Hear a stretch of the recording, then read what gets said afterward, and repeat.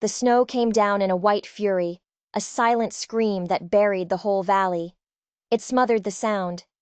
It smothered the light. And in a crooked little cabin, on a floor of rough-hewn planks, it was about to smother a life. Caroline May lay crumpled by the hearth, the fire nothing more than a few dying embers. Their faint orange glow was just enough to paint the nightmare on her face. Bruises, purple and black, bloomed across her cheekbone, a garden of cruelty planted by a man's fist.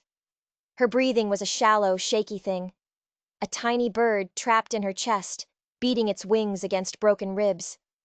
This was it. She could feel it. The end of a long, terrible road. She had been beaten before, hundreds of times. But this time was different.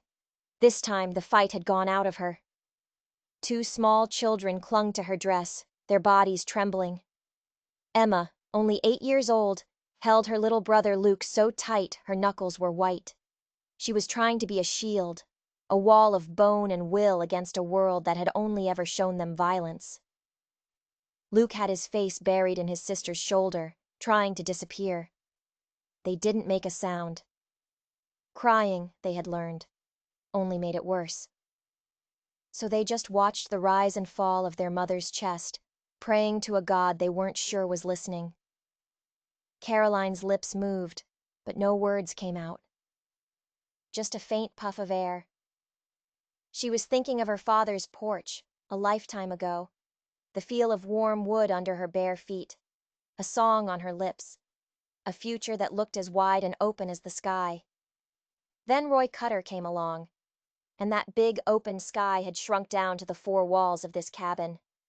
Her world became the sound of his heavy boots on the floorboards, the smell of whiskey on his breath, the sting of his hand across her face, and the silence of a town that looked the other way. A gust of wind rattled the door latch, a sharp metallic sound that made Emma jump. Her eyes, so much like her mother's once were, flashed with a defiant fire. "Mama," she whispered, her voice cracking. "Mama, please don't sleep." Caroline tried to answer. She tried to tell her little girl that she would fight, but her throat was dust and her body was lead. She managed to twitch her fingers, a tiny brush against her daughter's wrist. A final, silent, "I love you." And then the world began to fade, the embers of the fire dissolving into the growing dark. Miles away, in the town of Dry Creek, the world wasn't silent at all. Inside the general store, the air was thick with the smell of coffee, wet wool, and gossip. The iron stove glowed red, a warm heart in a cold town. She should have left him years ago, Hattie Dillard hissed, her face pinched with judgment. Clung to him like a fool. A woman reaps what she sows. The men grunted in agreement, or shrugged, not wanting to get involved. Sheriff Jenkins, his badge so dull you could barely read it, leaned against the counter, chewing his tobacco. "Family matters," he mumbled, spitting a brown stream into a nearby bucket. "Ain't our place to meddle in a man's home." Another man snorted. "Roy Cutter ain't a man. He's a coyote with fists for paws." "Still," the sheriff said, his eyes flat and empty, "it's their business." And that was that. Caroline May's life was just a story they told to pass the time, a bit of drama to spice up a long winter night. Her pain was their entertainment. But there was one man in the corner who wasn't talking. Jedediah Boone. He was a mountain man, built broad and solid as an oak tree. His hair was long and wild, his face was a map of lonely ridges and hard seasons. He had only come to town for salt and gunpowder. He kept to himself. But he couldn't help but overhear the whispers. He remembered Caroline May from when she first came to Dry Creek. He remembered her shy smile. He remembered seeing her give the last of her bread to a hungry kid on the street, even though she had 2 of her own to feed. That memory didn't square with the woman they were describing. The gossip felt like acid in his gut. Jedediah wasn't a man of many words. He believed action spoke a truth that words could only lie about. He knew about Roy Cutter. Everyone did. He knew the sheriff wouldn't lift a finger. And as he stood there, a quiet rage began to build in his chest, a slow burning fire. He bought his salt, he bought his powder, and then he walked out into the storm. But he didn't turn toward his own solitary cabin, high in the peaks. He turned his feet toward the winding, snow-choked path that led to Roy Cutter's place. His rifle was slung over his back, cold and heavy. But it wasn't violence he had in his heart. It was something else, something older, a conviction. And as he walked, each steady step a promise in the snow, he knew he was answering a call he could no longer ignore. Back in the cabin, the last ember in the hearth winked out. The room plunged into a cold, crushing darkness. Caroline felt herself slipping, the thin thread connecting her to the world about to snap. "Mama!" Emma's voice was a frantic plea in the dark. "Stay with me!" And then a sound cut through the howl of the wind. A deep, groaning creak of wood. The door. It swung inward, and a rectangle of pale, snowy light flooded the room, outlining a figure that filled the entire doorway. He was huge, a silhouette carved from the night and the storm. Tall, with shoulders as wide as the frame he stood in. Snow clung to his hair and beard. He didn't move. He didn't speak. He just stood there, and the silence that came with him was heavier than any storm. Luke whimpered, burrowing deeper into his sister's arms. Emma stared, her heart a frantic drum against her ribs. With the last ounce of her strength, Caroline forced her eyes open. She saw him. The mountain man from the store, Jedediah Boone. Why? The question was a scream in her mind, but her throat couldn't give it voice. He stepped inside, his boots making no sound on the floorboards, and closed the door behind him, shutting out the storm. His eyes, dark and unreadable, swept over the broken room, the overturned chair, the terrified children, the bruised and broken woman on the floor, his hands, scarred and calloused from a lifetime of hard work, clenched into fists for just a second. Then they relaxed. He set down his pack, a heavy thing made of worn leather and canvas, and knelt by the hearth. From a pouch at his belt, he took out a tinderbox. With a strike of flint against steel, a tiny spark was born. He nursed it, feeding it slivers of dry bark from his pocket, until a small, determined flame flickered to life. He added a split log from the woodpile, and a warm, golden light began to push back the shadows. Emma watched, her fear warring with a strange sense of wonder. She held Luke tighter. "Don't move," she breathed. Jedediah still hadn't said a word. He reached into his coat and pulled out a clean strip of linen.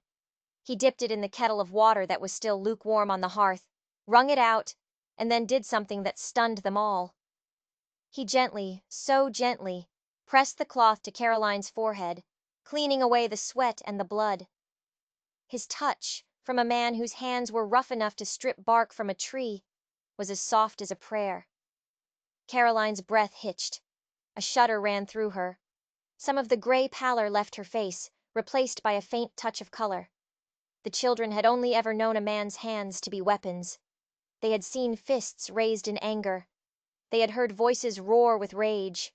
They had never, ever seen a man kneel. They had never seen a man serve. Outside, the blizzard howled, but inside the cabin, a new kind of quiet had fallen. Not the silence of fear, but the silence of waiting, of possibility. Caroline's gaze met Jedediah's. She saw no pity in his eyes. She saw no judgment. She saw something else. Recognition. As if he was looking past the bruises, past the broken woman, and seeing a flicker of the person she used to be. That look was an anchor. It stopped her from drifting away. It pulled her back. He stayed there, kneeling, tending the fire, tending her wounds, his silence speaking a language the town had forgotten. His silence said, "I see you." His silence said, "You are not alone." Caroline's lips trembled, and this time a word formed. A whisper so faint the children barely heard it. "Why?" Jedediah looked at her, his face a landscape of gold and shadow in the firelight. He didn't answer, not with words. He simply placed another log on the fire, and the flames leaped higher, stronger, devouring the darkness. His silence was a promise. An answer would come. And in that moment, for the first time in a decade, Caroline May felt the tiny, fragile, impossible stirring of hope. The cabin seemed to breathe again with Jedediah Boone inside it. The old timbers seemed to settle. The air itself felt less heavy. He moved with a slow, deliberate grace, like a man who understood the rhythms of the earth. For 2 days and 2 nights, he was a silent guardian. Caroline drifted in and out of a painful haze, but every time she woke, he was there. Sometimes he was crouched by the fire, his big hands carefully stirring a broth he'd made from dried meat and herbs from his pack. Sometimes he was quietly mending the broken latch on the door. He would feed her spoonfuls of the warm broth, his movements patient and sure. He cleaned and dressed her wounds with a salve that smelled of pine and wintergreen. He never spoke unless it was necessary. "More water," he'd say, his voice a low rumble. Or, "Eat this. It will give you strength." The children watched him, their fear slowly melting away, replaced by a cautious curiosity. Emma, who had been taught to fear all men, found herself studying him. He wasn't like her father. He didn't fill the room with noise and anger. He filled it with a vast, comforting quiet. Little Luke, who flinched from every shadow, even found the courage to huddle near Jedediah's leg when a particularly violent gust of wind shook the cabin. Jedediah didn't say anything. He just rested his huge warm hand on the boy's head for a moment. The touch was grounding, solid, safe. Caroline couldn't understand it. She had lived in a world where men took. They took your strength, they took your voice, they took your hope. This man gave. He gave warmth. He gave food. He gave safety. And he asked for nothing in return. When his eyes rested on her, they didn't hold the greedy hunger she had come to expect from men. They didn't hold the town's petty judgment. They simply saw her. And that simple act of being seen, truly seen, was more terrifying and more healing than anything she had ever known. It stirred something deep inside her, a feeling she had buried so long ago she'd forgotten its name. On the 3rd night, the heavy crunch of boots in the snow shattered the peace. The latch rattled violently. The door flew open with a bang, slamming against the wall.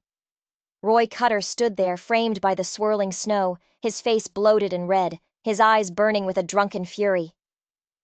"What in the hell is this?" he roared, his voice slurring as he staggered into the room. His eyes landed on Jedediah, who was sitting by the fire, sharpening a small carving knife. "You?" Roy spat, his lip curling in a sneer. "Mountain trash. Crawled right into my home, didn't you? Think you can take what's mine?" Instinctively, Caroline tried to shrink into the wall, her healing body tensing with a decade of conditioned fear. Emma grabbed Luke, her heart pounding a frantic rhythm against her ribs. Jedediah rose to his feet. Slowly, deliberately. He didn't seem to hurry, but somehow he was standing between Roy and the family before Roy had taken 2 steps into the room. He towered over him, a mountain of quiet resolve. His hands were open, his palms empty. He had left the small knife by the hearth. "She's not yours to break," Jedediah said. His voice wasn't loud, but it was deep, and it carried the weight of the mountains themselves. It was the sound of granite and old trees. Roy laughed, a wet, ugly sound. "She's my wife. She's mine. Everything in this house is mine. And no long-haired hermit is gonna tell me different."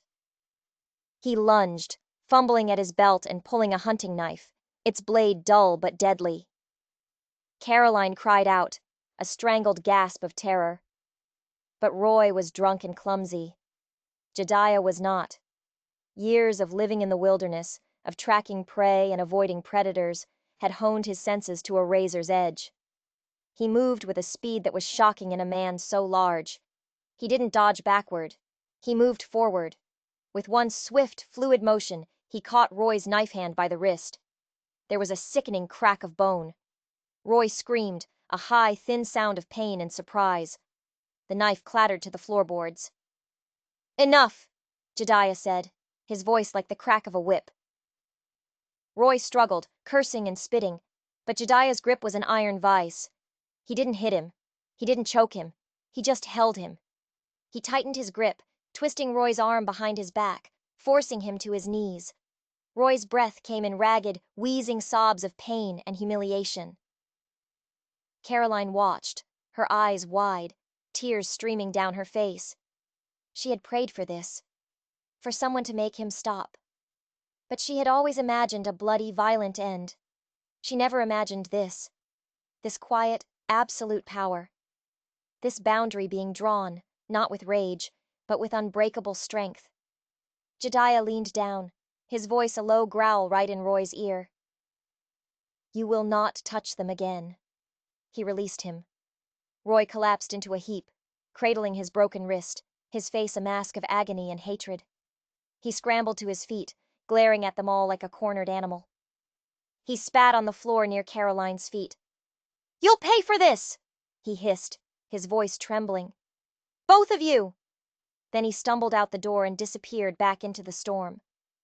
The cabin was silent again, but it was a different kind of silence now. Charged. Tense. Jediah bent down, picked up Roy's knife, and with one powerful movement, drove it blade first into the floorboards. It stuck there, quivering, a monument to the moment everything had changed. A weapon would never rule this house again. Emma's small voice broke the stillness. "Will he come back?" Jediah turned, and the hardness in his face softened as he looked at the little girl. "Not tonight," he said, but the unspoken words hung in the air. "But he will be back," and they all knew it. The storm outside had passed, but the storm that was coming was far, far worse. A fragile peace settled over the cabin in the days that followed. It was a peace born of exhaustion and fear, but it was peace nonetheless. Jediah stayed. He never said he was staying, he just was. He moved about his days with a quiet purpose. He chopped wood, stacking it neatly by the door. He hunted, bringing back rabbits and squirrels for the stew pot. He repaired the leaky roof. His hammer taps a steady, reassuring rhythm against the silence. He was creating order out of chaos, rebuilding their world one small act at a time. Caroline began to heal. The deep bruises on her face faded from angry purple to a mottled yellow-green. The ache in her ribs subsided to a dull throb. Her body was mending. But her mind, her soul, that was a different story. She would watch Jediah as he worked, his back a landscape of muscle moving under his worn shirt. She felt a strange flutter in her chest, a warmth she hadn't felt in years. And she hated herself for it.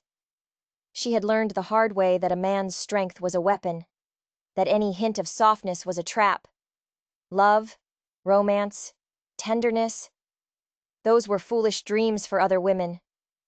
Women who had never had to teach their children how to be silent so they wouldn't get hit. So she pushed the feeling down, buried it deep under layers of fear and mistrust. Still, she couldn't stop watching him. One morning, as she stepped outside, a small drift of snow fell from the roof, landing on her shoulders. Before she could brush it away, Jediah was there. He reached out and, with his rough, calloused hands, gently swept the snow from her coat. His touch was brief, impersonal, but it sent a jolt through her that was so strong, her breath caught in her throat. It was the first time a man had touched her without hurt in over a decade. He never spoke of Roy. He never asked what had happened. His silence gave her space. It didn't demand answers or explanations. It simply was.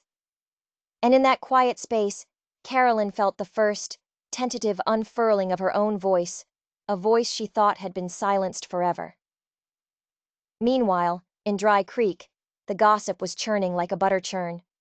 Roy Cutter had shown up in town, his wrist in a crude splint, his face a thundercloud of fury. He told everyone the mountain man had attacked him in his own home, that he'd taken over his house, his family. The story twisted and grew with each telling. Caroline May had invited him in. She was a shameless harlot. The mountain man was a savage, a brute. "See," Hattie Dillard said, her voice dripping with vindication. "I told you she was no good." The sheriff listened to Roy's story, his face impassive. He nodded, chewed his tobacco, and did absolutely nothing. The cabin remained an island, cut off by snow and speculation, a cage of isolation. But for the first time, it was a cage with a guardian at the gate. One afternoon, while patching a hole in the cabin wall, Jedediah's hand brushed against a loose piece of timber. Curious, he pried it back. Tucked deep inside the wall, wrapped in oilskin, was a small, flat package. He glanced over his shoulder. Caroline was inside, humming softly to the children. He quickly slipped the package into his coat, his face a grim, unreadable mask. Later that night, after Caroline and the children were asleep, he sat by the dying fire and carefully unwrapped it. It wasn't money. It wasn't a jewel. It was a letter. The paper was old and brittle, the ink faded. It was a confession, written in a shaky, familiar hand. Their father's hand. Jedediah read the words, and the quiet rage he felt in the general store cooled into something harder, sharper. Ice. He now knew the truth. The whole, ugly, rotten truth. And he knew Roy Cutter would be back, and next time, he would not come alone. The confrontation wasn't over. It had only just begun. The thaw came a week later. The snow began to melt, turning the valley into a sea of mud and slush. The path to town was open again. And Roy Cutter was coming. He didn't come staggering and drunk this time. He came at dusk, when the sky was bruised purple and the air was heavy with the coming night. He was sober, and he had brought 2 other men with him. They were big, rough men from the saloon, the kind who would do anything for a bottle of whiskey and a few coins. The door crashed open without a warning. Roy stood there, a cruel smirk on his face. His broken wrist was wrapped in a dirty bandage. "Evening, wife," he sneered. "I've come to take back what's mine." His eyes flickered to Jedediah, who was already on his feet, placing himself between Roy and the family. "And as for you," Roy said, his voice dripping with venom, "your free ride is over." Emma and Luke scrambled behind Caroline, their small faces pale with terror. "You need to leave, Roy," Jedediah said, his voice dangerously calm. Roy laughed. "I ain't going nowhere. This is my house, my land, my family." He gestured to the 2 men with him. "And my friends here are going to help you understand that." The 2 men spread out, flanking Jedediah, their knuckles cracking as they flexed their hands. It was 3 against 1. The odds were not good. Caroline's heart hammered against her ribs. This was it. The moment she had been dreading. Jedediah was strong, but he couldn't take on 3 men. "You don't want to do this," Jedediah warned, his eyes never leaving Roy's. "Oh, I really, really do," Roy said, his smirk widening. "I'm going to enjoy watching them tear you apart. And then, me and the wife are going to have a long talk." He took a step forward, and that's when Jedediah played the card he'd been holding. "You'll take nothing from this house, Roy," he said, his voice ringing with a new authority. "You'll take nothing from my sister." The word hung in the air like a gunshot. Sister. Caroline stared, her mind reeling. She took a half step forward, her hand reaching out. "Jedediah?" she whispered, the name a ghost on her lips. Is it really you?" Roy's smirk faltered. He looked from Jedediah's face to Caroline's, a flicker of confusion and fear in his eyes. Jedediah didn't look at Caroline. His gaze was locked on Roy, cold and hard as a winter river. "You told her I was dead," Jedediah said, his voice low and menacing. "You told my father I died in the war. You lied." Caroline's legs gave out. She sank to her knees, a sob escaping her lips. Her brother, the brother she had mourned for 15 years. He was alive. He was here. But, Father said, she stammered through her tears. Father believed a lot of lies, Jediah said, his voice tight with a grief and rage that had been simmering for years. And it started with you, Roy. It started with the lie you told him to get his land. Roy's face went pale. The swagger drained out of him, replaced by a raw, naked panic. I don't know what you're talking about, he snarled. Don't you? Jediah took a step forward, and for the first time, Roy took a step back. You told him I was dead. You told him Caroline was alone, unprotected. You told him you would take care of her. If he signed over the deed to this valley, you preyed on a grieving old man. Lies! Roy shrieked. All lies! Is it? Jediah reached into his coat and pulled out the oilskin packet. He held up the brittle yellowed letter. Because our father wrote it all down before he died. A full confession. About how you blackmailed him. How you threatened to ruin Caroline's name, to make sure no decent man would ever have her, unless he gave you what you wanted. The two men Roy had brought with him exchanged a nervous glance. This was more than a simple brawl. This was something dark and complicated. Roy's eyes were wild now. He was a trapped animal. That paper proves nothing, he screamed. It's just the ramblings of a senile old fool. Sheriff Jenkins will tell you. The deed is in my name, signed and sealed. He pointed a trembling finger at Jediah. Get him, he roared at his men. I'll pay you double. Just get him out of my house. For a moment, the two men hesitated. Then, with a shared look of greedy resolve, they charged. The fight was not a barroom brawl. It was a desperate, brutal struggle for survival. The cabin was too small for 3 large men to fight in. It was a whirlwind of flailing fists and grunts of pain. A chair splintered against the wall. The table overturned, sending plates crashing to the floor. Jediah was a force of nature. He moved with a brutal efficiency, blocking punches, landing solid, heavy blows that sent his attackers reeling. He fought like a cornered bear, a roaring embodiment of righteous fury. But it was 2 against 1. While he was occupied with one man, the other would land a punch to his ribs, his kidneys.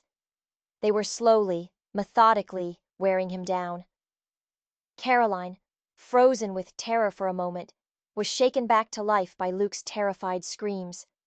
She grabbed her children, pulling them into the corner of the room, shielding them with her body. She watched in horror as one of the men landed a lucky punch, catching Jediah on the side of the head. He staggered, his vision blurring for a second. It was the opening they needed. The second man tackled him around the waist, driving him back against the wall. The impact shook the entire cabin. Roy Cutter laughed, a high, hysterical sound. Not so tough now, are you, mountain man? He advanced on Jediah, who was struggling to fight off the 2 men holding him. You should have stayed dead, Roy snarled, pulling back his fist. But before he could strike, the door opened again. Sheriff Jenkins stood there, his hand resting on the butt of his pistol. That's enough, Roy, the sheriff said, his voice deceptively calm. Roy paused, a look of triumph on his face. Sheriff, perfect timing. Arrest this man. He attacked me. He's trespassing on my property. The sheriff stepped into the room, his eyes taking in the scene. The 2 thugs holding Jediah, the terrified woman and children in the corner, the letter lying on the floor where Jediah had dropped it. He walked over and picked up the letter, his eyes scanning the first few lines. He grunted. Looks like you got yourself a real mess here, Roy. He looked at Jediah, who was still struggling against his captors. You should have come to me with this, he said. We could have handled it quietly. A cold dread washed over Caroline. He wasn't here to help them. He was here to help Roy. The sheriff folded the letter and tucked it into his pocket. Just the ramblings of a sad old man, he said, echoing Roy's words. Won't hold up. He drew his pistol, but he didn't point it at Jediah. He pointed it at Caroline. "Now," he said, his voice turning cold and hard. "This is what's going to happen. You two," he nodded at the thugs, "are going to take Mr. Boone here for a long walk in the woods. Make sure he doesn't find his way back." His meaning was clear. "Roy, you're going to console your grieving wife. Seems her long-lost brother showed up only to get himself lost again. Tragic." The sheriff's eyes were like chips of ice. "And you, ma'am," he said to Caroline, "are going to forget any of this ever happened. You're going to forget about this letter.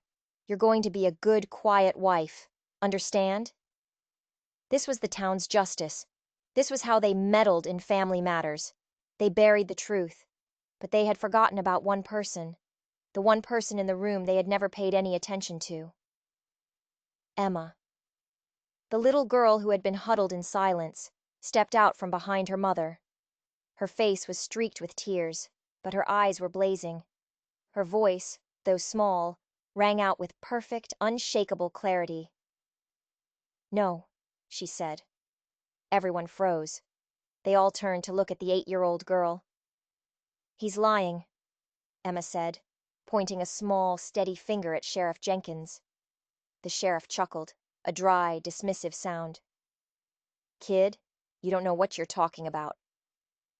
"Yes, I do," Emma insisted, her voice growing stronger. "I was in town with Mama last week. I was hiding under the counter at the general store. I saw you." She looked from the sheriff to Roy. "I saw Mr. Cutter give you a whole handful of money. He told you it was for your troubles. He said he'd give you more to keep looking the other way about what happened at our house." The silence in the cabin was absolute. It was the kind of silence that follows a lightning strike, when the world holds its breath waiting for the thunder. The sheriff's lazy smile vanished. His face became a granite mask of fury. The blood drained from his face, leaving it a pasty white. He had been exposed. By a child. "You should have taught your kids to keep their mouths shut," he snarled at Caroline. His hand tightened on his pistol. And in that split second, Jedediah moved. With a roar of pure, primal rage, he surged upward, throwing the two thugs off him as if they were rag dolls. He didn't care about the punches they rained down on him. There was only one target, the sheriff. He slammed into Jenkins with the force of a runaway train, driving him backward. The pistol went off with a deafening boom, the bullet burying itself harmlessly in the ceiling. The two men crashed into the far wall, splintering the planks. Roy Cutter, his face a mask of disbelief and terror, turned to run. But his path was blocked. By Caroline. She was holding the heavy iron poker from the fireplace, its tip still glowing a dull red from the embers. Her face was no longer that of a victim. It was the face of a survivor. A mother protecting her cubs. A woman taking back her life. The fear was gone, burned away by a white-hot rage that had been simmering for a decade. "Get out," she whispered, her voice trembling with the force of her fury. "Get out of my house." Roy looked at the glowing poker. He looked at the fury in her eyes. He looked at his two hired thugs, who were scrambling to their feet and backing toward the door, wanting no part of this anymore. He saw that it was over. He turned and fled into the night, his men right behind him. The fight was over. Jedediah had the sheriff pinned to the floor, his forearm pressed against the man's throat. He ripped a length of rope from his pack and swiftly tied the sheriff's hands behind his back. He stood up, breathing heavily, blood trickling from a cut above his eye. He looked at Caroline, who was still standing there holding the poker, her body shaking from the adrenaline. She slowly lowered it, the iron clattering against the floorboards.